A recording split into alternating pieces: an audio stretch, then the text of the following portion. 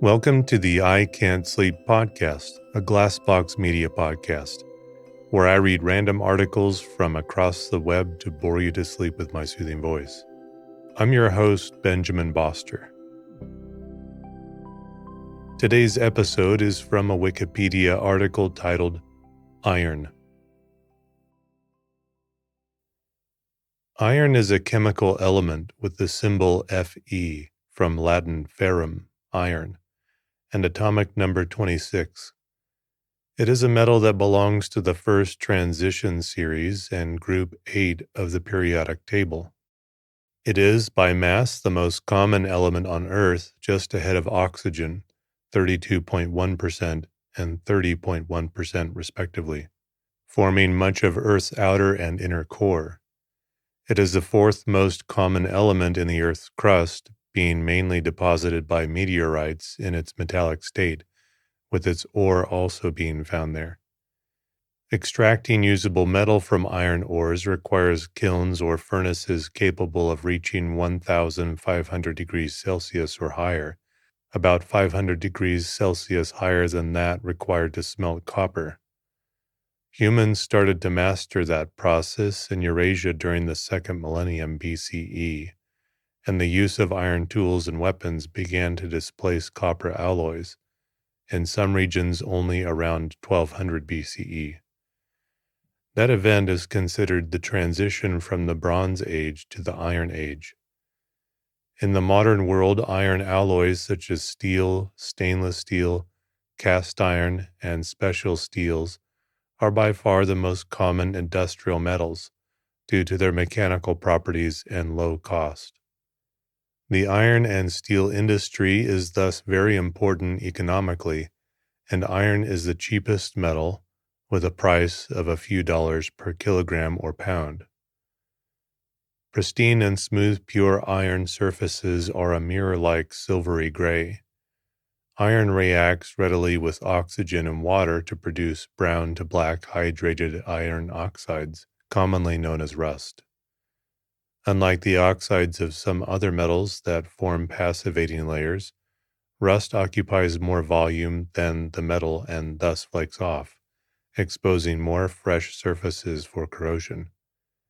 High-purity irons, i.e. electrolytic iron, are more resistant to corrosion. The body of an adult human contains about 4 grams, 0.005% body weight of iron, mostly in hemoglobin and myoglobin. These two proteins play essential roles in vertebrate metabolism, respectively oxygen transport by blood and oxygen storage in muscles. To maintain the necessary levels, human iron metabolism requires a minimum of iron in the diet. Iron is also the metal at the active site of many important redox enzymes, dealing with cellular respiration and oxidation and reduction in plants and animals. Chemically, the most common oxidation states of iron are iron 2 and iron 3. Iron shares many properties of other transition metals, including the other group 8 elements, ruthenium and osmium. Iron forms compounds in a wide range of oxidation states, -2 to +7. Iron also forms many coordination compounds, some of them such as ferrocene, ferrioxylate, and Prussian blue, have substantial industrial, medical, or research applications. Characteristics. Allotropes. At least 4 allotropes of iron differing atom arrangements in the solid are known, conventionally denoted alpha, gamma, delta, epsilon. The first 3 forms are observed at ordinary pressures. As molten iron cools past its freezing point of 1,538 degrees Celsius, it crystallizes into its delta allotrope, which has a body-centered cubic BCC crystal structure. As it cools further to 1,394 degrees Celsius, it changes to its gamma iron allotrope, a face-centered cubic FCC crystal structure, or austenite. At 912 degrees Celsius and below, the crystal structure again becomes the BCC alpha iron allotrope. The physical properties of iron at very high pressures and temperatures have also been studied extensively because of their relevance to theories about the cores of the Earth and other planets. Above approximately 10 gigapascals and temperatures of a few hundred Kelvin or less, alpha iron changes into another hexagonal close-packed HCP structure, which is also known as epsilon iron. The higher temperature gamma phase also changes into epsilon iron, but does so at higher pressure. Some controversial experimental evidence exists for a stable beta phase at pressures above 50 gigapascals and temperatures of at least 1500 Kelvin. It is supposed to have an orthorhombic or a double HCP structure. Confusingly, the term beta iron is sometimes also used to refer to alpha iron above its Curie point, when it changes from being ferromagnetic to paramagnetic, even though its crystal structure has not changed. The inner core of the Earth is generally presumed to consist of an iron-nickel alloy with epsilon or beta structure. Melting and boiling points. The melting and boiling points of iron, along with its enthalpy of atomization, are lower than those of the earlier third elements from scandium to chromium, showing the lessened contribution of the third electrons to metallic bonding, as they are attracted more and more into the inert core by the nucleus. However, they are higher than the values for the previous element manganese, because that element has a half-filled third subshell, and consequently its d electrons are not easily delocalized. This same trend appears for ruthenium, but not osmium. The melting point of iron is experimentally well defined for pressures less than 50 gigapascals. For greater pressures, published data still varies by tens of gigapascals and over 1,000 Kelvin. Magnetic properties. Below its Curie point of 770 degrees Celsius, alpha iron changes from paramagnetic to ferromagnetic. The pins of the two unpaired electrons in each atom generally align with the pins of its neighbors, creating an overall magnetic field. This happens because the orbits of those two electrons do not point toward neighboring atoms in the lattice, and therefore are not involved in metallic bonding. In the absence of an external source of magnetic field, the atoms get spontaneously partitioned into magnetic domains, about 10 micrometers across, such that the atoms in each domain have parallel spins, but some domains have other orientations. Thus, a macroscopic piece of iron will have a nearly zero overall magnetic field. Application of an external magnetic field causes the domains that are magnetized in the same general direction to grow at the expense of adjacent ones that point in other directions, reinforcing the external field. This effect is exploited in devices that need to channel magnetic fields to fulfill design function, such as electrical transformers, magnetic recording heads, and electric motors. Impurities, lattice defects, or grain and particle boundaries can pin the domains in the new positions, so that the effect persists even after the external field is removed, thus turning the iron object into a permanent magnet. Similar behavior is exhibited by some iron compounds, such as the ferrites, including the mineral magnetite, a crystalline form of the mixed iron 2 and 3 oxide Fe3O4, although the atomic scale mechanism, ferromagnetism, is somewhat different. Pieces of magnetite with natural permanent magnetization iodestones provided the earliest compasses for navigation. Particles of magnetite were extensively used in magnetic recording media, such as core memories, magnetic tapes, floppies, and disks, until they were replaced by cobalt-based materials. Isotopes. Iron has 4 stable isotopes: Fe, 5.845% of natural iron; 54 Fe, 5.845% of natural iron, 56 Fe, 91.754%, 57 Fe, 2.119%, and 58 Fe, 0.282%.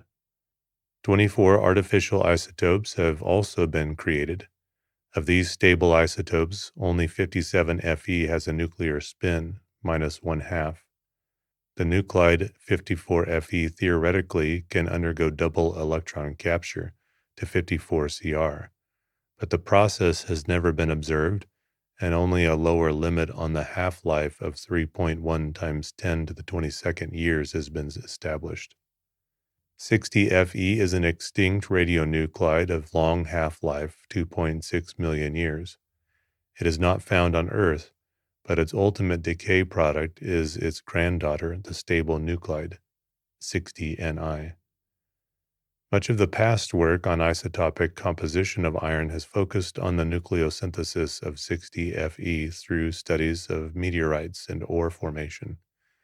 In the last decade, advances in mass spectrometry have allowed the detection and quantification of minute, naturally occurring variations in the ratios of the stable isotopes of iron.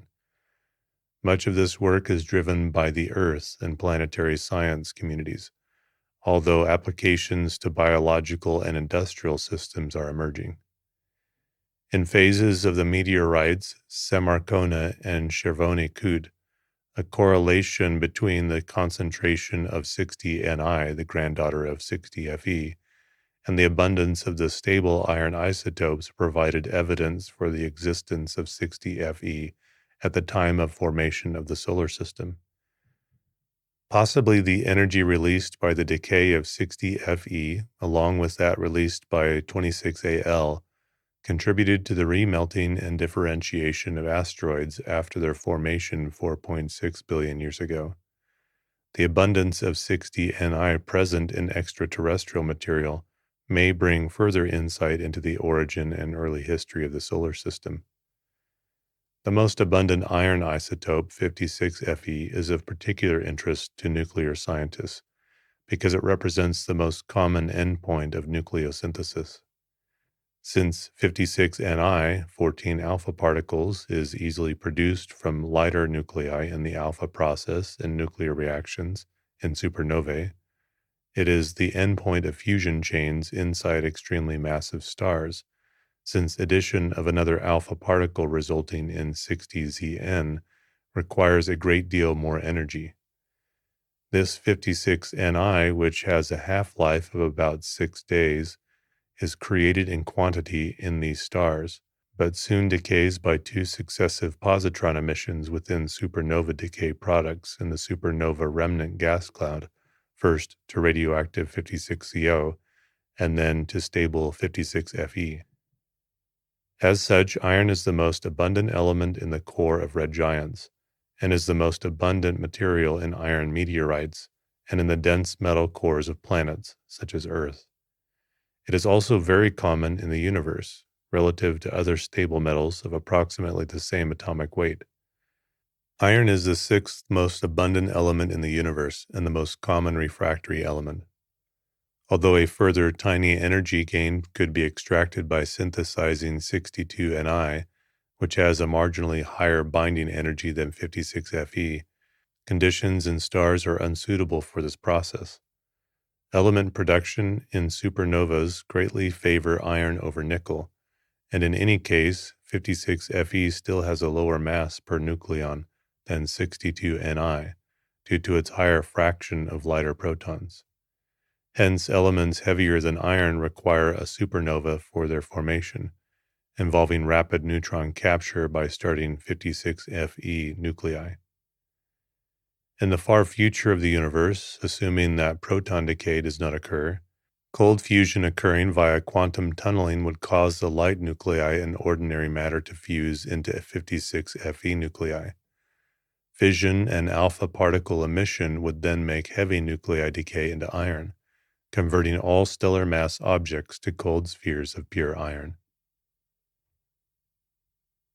Origin and occurrence in nature. Cosmogenesis.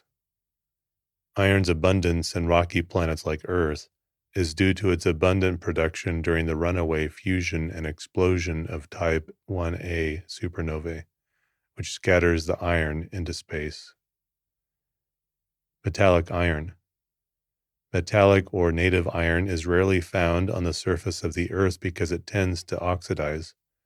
However, both the Earth's inner and outer core, which together account for 35% of the mass of the whole Earth, are believed to consist largely of an iron alloy, possibly with nickel.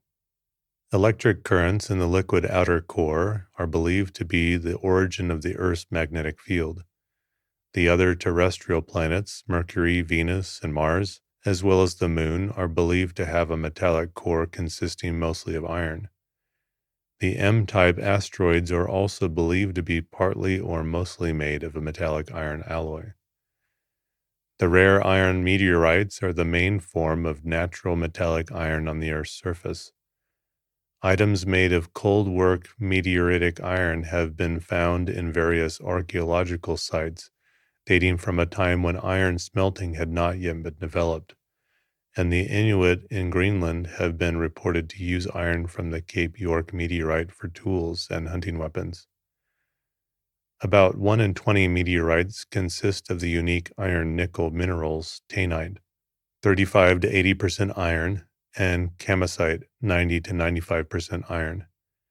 Native iron is also rarely found in basalts that have formed from magmas that have come into contact with carbon-rich sedimentary rocks, which have reduced the oxygen fugacity sufficiently for iron to crystallize. This is known as telluric iron and is described from a few localities such as Disco Island in West Greenland, Yakutia in Russia, and Buhl in Germany.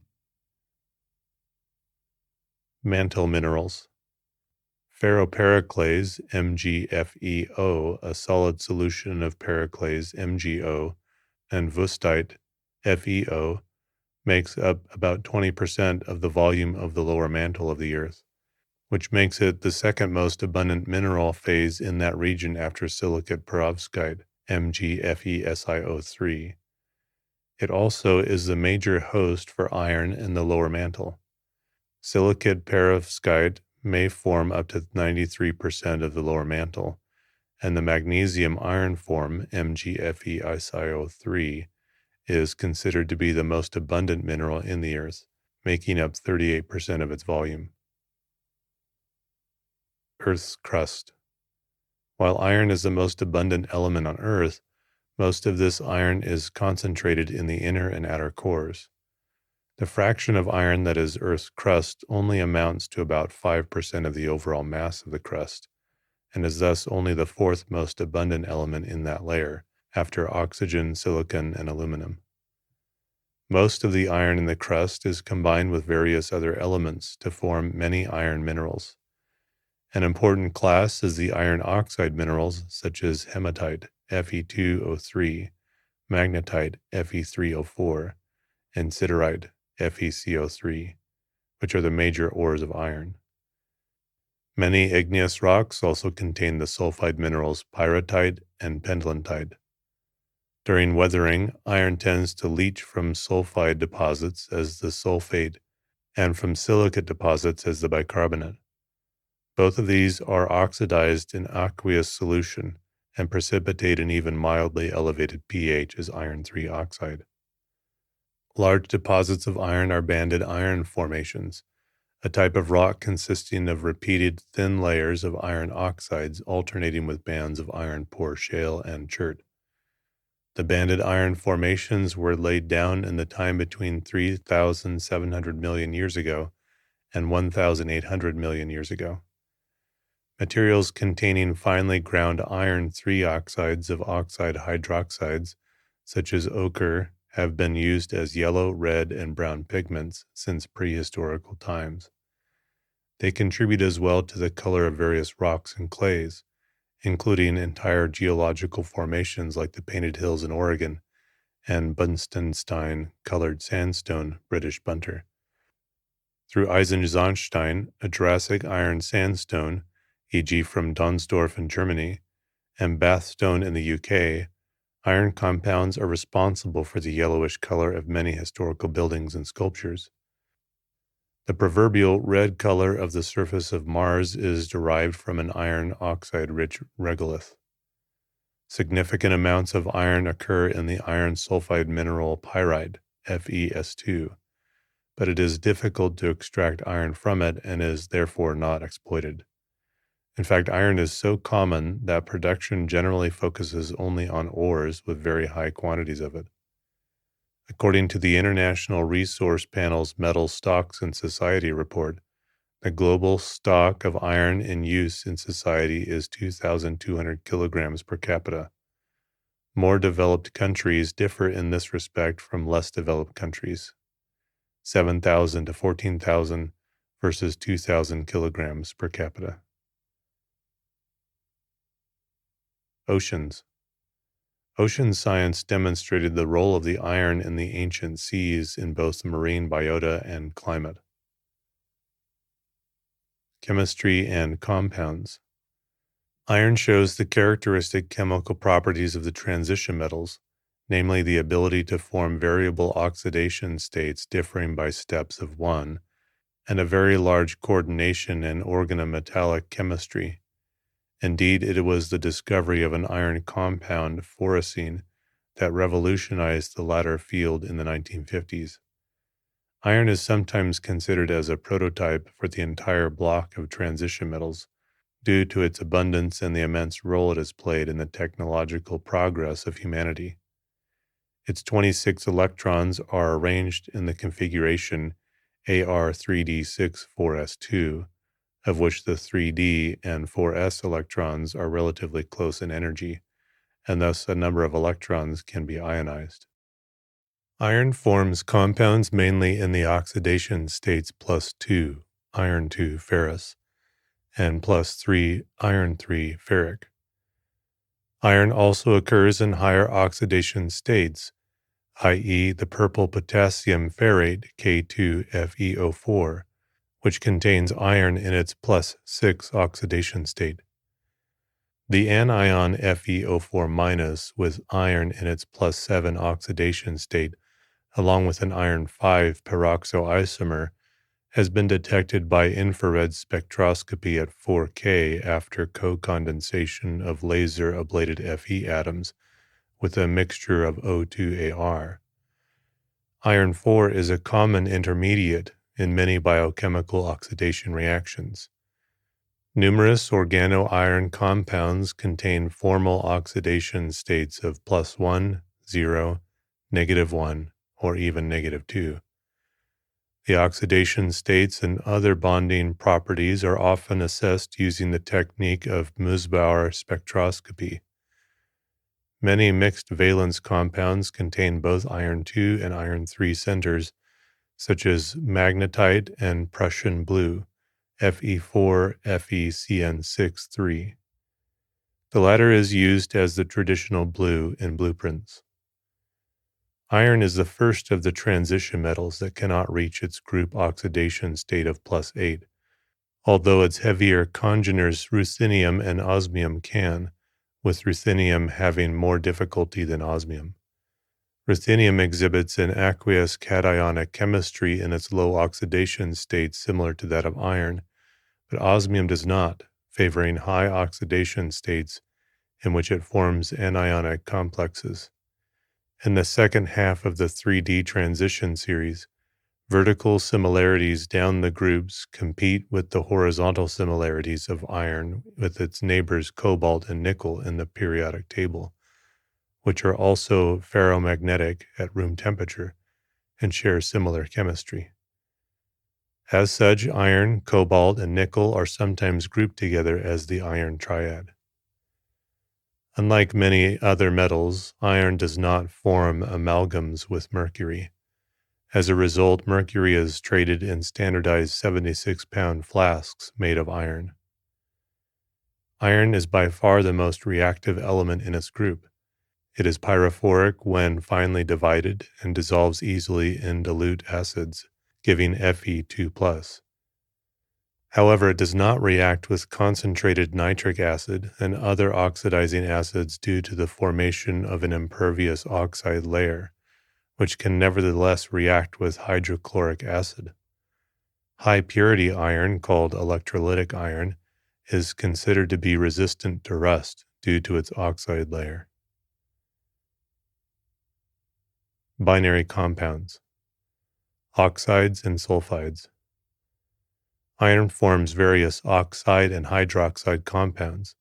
The most common are iron 2,3 oxide, Fe3O4, and iron 3 oxide, Fe2O3. Iron 2 oxide also exists, though it is unstable at room temperature. Despite their names, they are actually all non-stoichiometric compounds, whose compositions may vary. These oxides are the principal ores for the production of iron. They are also used in the production of ferrites, useful magnetic storage media in computers, and pigments. The best known sulfide is iron pyrite, FeS2, also known as fool's gold owing to its golden luster. Halides. The binary ferrous and ferric halides are well known.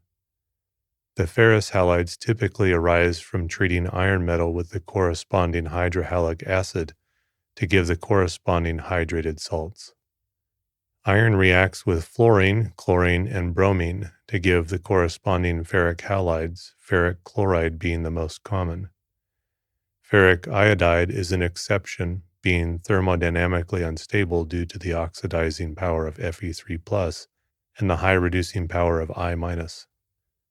Ferric iodide is not stable in ordinary conditions, but can be prepared through the reaction of iron pentacarbonyl with iodine and carbon monoxide in the presence of hexane and light at the temperature of -20 degrees Celsius, with oxygen and water excluded.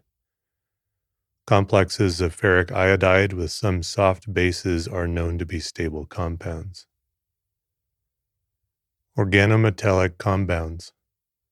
Organoiron chemistry is the study of organometallic compounds of iron, where carbon atoms are covalently bound to the metal atom. They are many and varied, including cyanide complexes, carbonyl complexes, sandwich and half-sandwich compounds.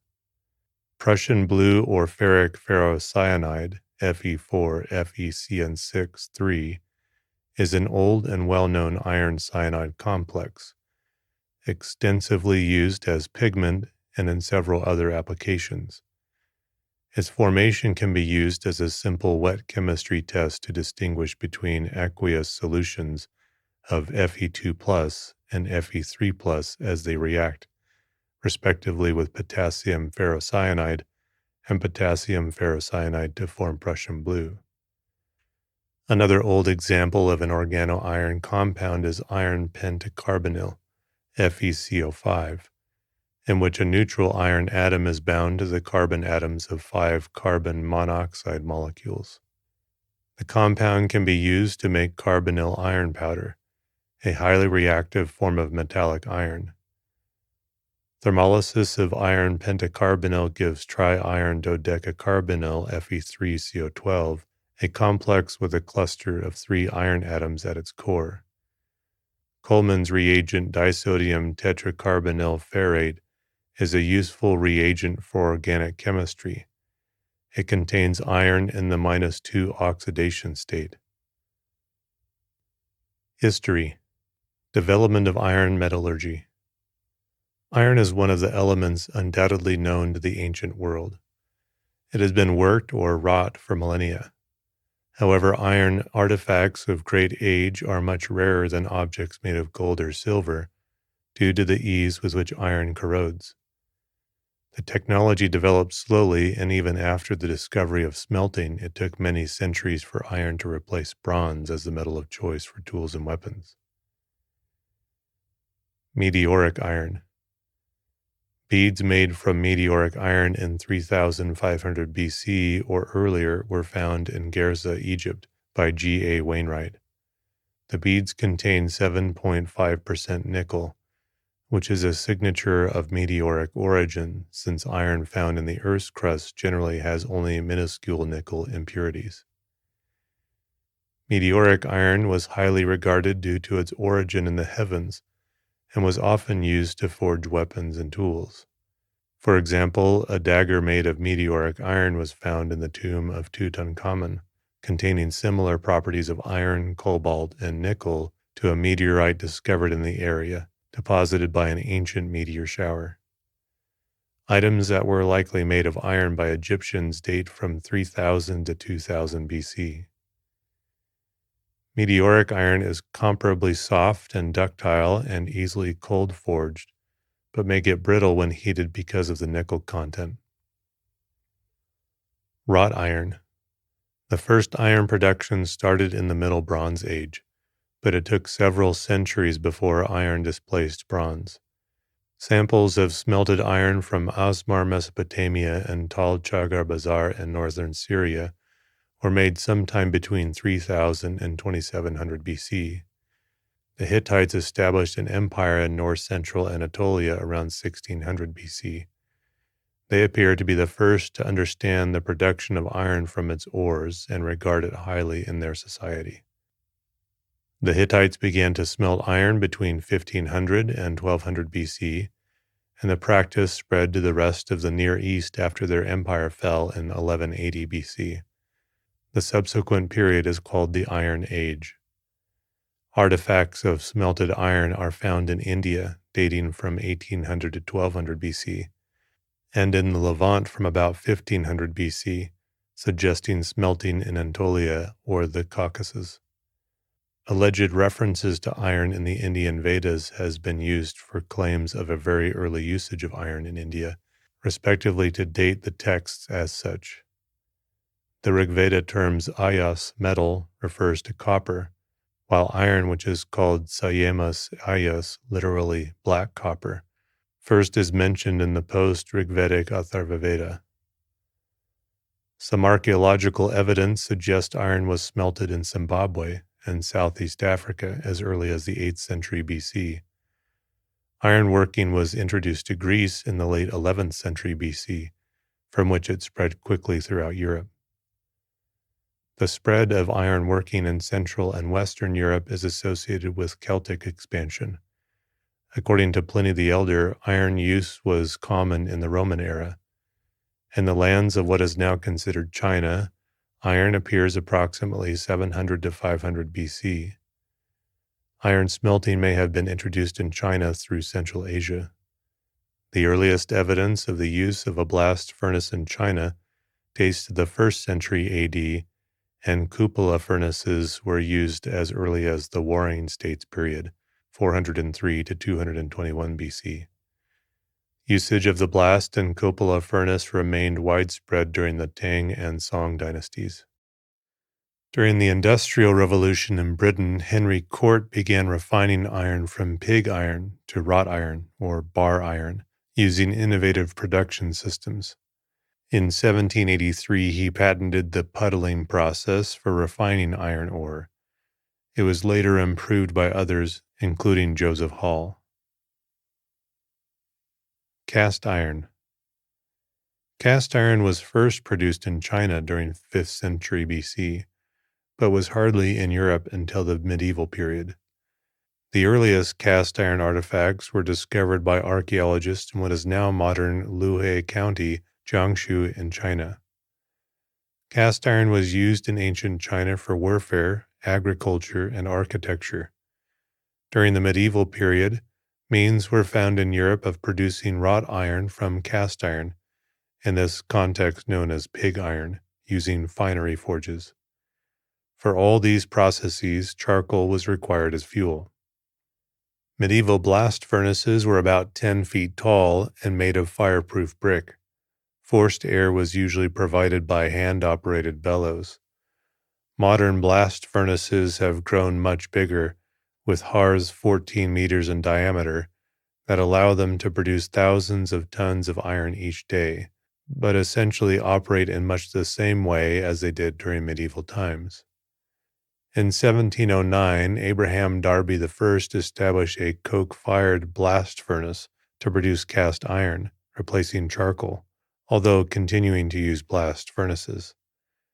The ensuing availability of inexpensive iron was one of the factors leading to the Industrial Revolution. Toward the end of the 18th century, Cast iron began to replace wrought iron for certain purposes because it was cheaper. Carbon content in iron was not implicated as a reason for the differences in properties of wrought iron, cast iron, and steel until the 18th century. Since iron was becoming cheaper and more plentiful, it also became a major structural material following the building of the innovative first iron bridge in 1778. This bridge still stands today as a monument to the role iron played in the Industrial Revolution.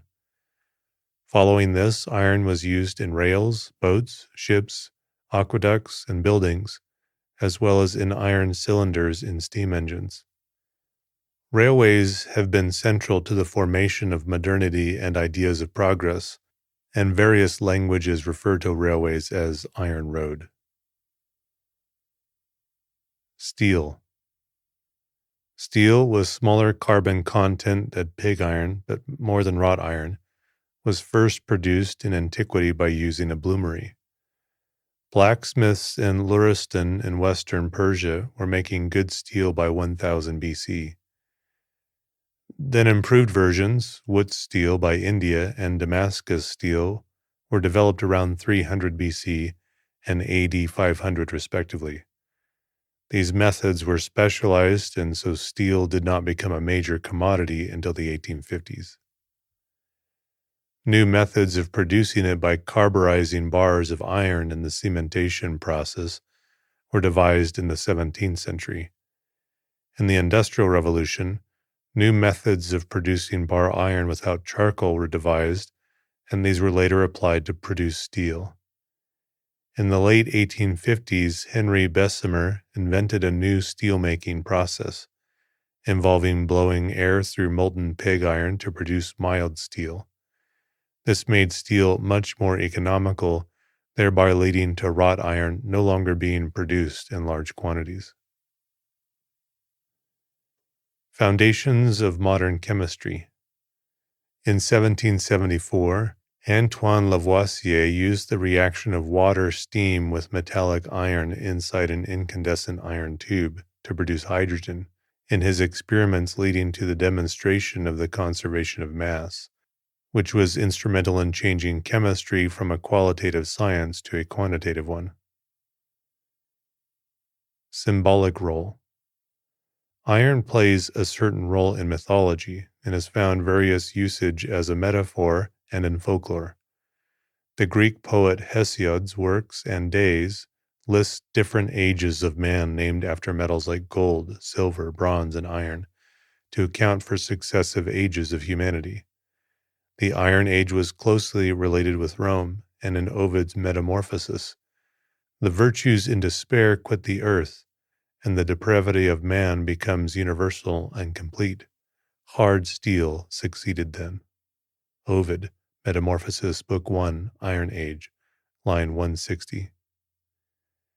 An example of the importance of iron's symbolic role may be found in the German campaign of 1813. Frederick William III commissioned then the first Iron Cross as military decoration.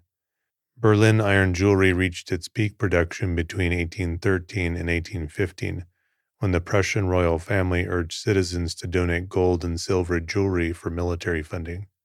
The inscription "Gold gab ich für Eisen," I have gold for iron, was used as well in later war efforts. Production of metallic iron, laboratory routes. For a few limited purposes when it's needed, pure iron is produced in the laboratory in small quantities by reducing the pure oxide of hydroxide with hydrogen, or forming iron pentacarbonyl and heating it to 250 degrees Celsius so that it decomposes to form pure iron powder. Another method is electrolysis of ferrous chloride into an iron cathode. Main industrial route. Nowadays, the industrial production of iron or steel consists of two main stages. In the first stage, iron ore is reduced with coke in a blast furnace, and the molten metal is separated from gross impurities such as silicate minerals. This stage yields an alloy, pig iron, that contains relatively large amounts of carbon. In the second stage, the amount of carbon in the pig iron is lowered by oxidation to yield wrought iron, steel, or cast iron. Other metals can be added at this stage to form alloy steels. Blast furnace processing. The blast furnace is loaded with iron ores, usually hematite Fe2O3 or magnetite Fe3O4, along with coke, coal that has been separately baked to remove volatile components, and flux, limestone or dolomite. Blasts of air preheated to 900 degrees Celsius, sometimes with oxygen enrichment, is blown through the mixture in sufficient amount to turn the carbon into carbon monoxide. This reaction raises the temperature to about 2000 degrees Celsius. The carbon monoxide reduces the iron ore to metallic iron. Some iron in the high temperature lower region of the furnace reacts directly with the coke. The flux removes silicaceous minerals in the ore, which would otherwise clog the furnace. The heat of the furnace decomposes the carbonates to calcium oxide, which reacts with any excess silica to form a slag composed of calcium silicate, CaSiO3, or other products. At the furnace's temperature, the metal and the slag are both molten. They collect at the bottom as two immiscible liquid layers with the slag on top that are then easily separated. The slag can be used as a material in road construction or to improve mineral-poor soils for agriculture. Steelmaking thus remains one of the largest industrial contributors of CO2 emissions in the world. Steelmaking. The pig iron produced by the blast furnace process contains up to 4 to 5% carbon by mass, with small amounts of other impurities like sulfur, magnesium, phosphorus, and manganese. This high level of carbon makes it relatively weak and brittle. Reducing the amount of carbon to 0.002 to 2.1% produces steel, which may be up to 1,000 times harder than pure iron. A great variety of steel articles can then be made by cold working, hot rolling, forging, and machining, etc. Removing the impurities from pig iron, but leaving 2 to 4% carbon results in cast iron, which is cast by foundries into articles such as stoves, pipes, radiators, lamp posts, and rails. Steel products often undergo various heat treatments after they are forged to shape. Annealing consists of heating them to 700 to 800 degrees Celsius for several hours, and then gradual cooling. It makes the steel softer and more workable.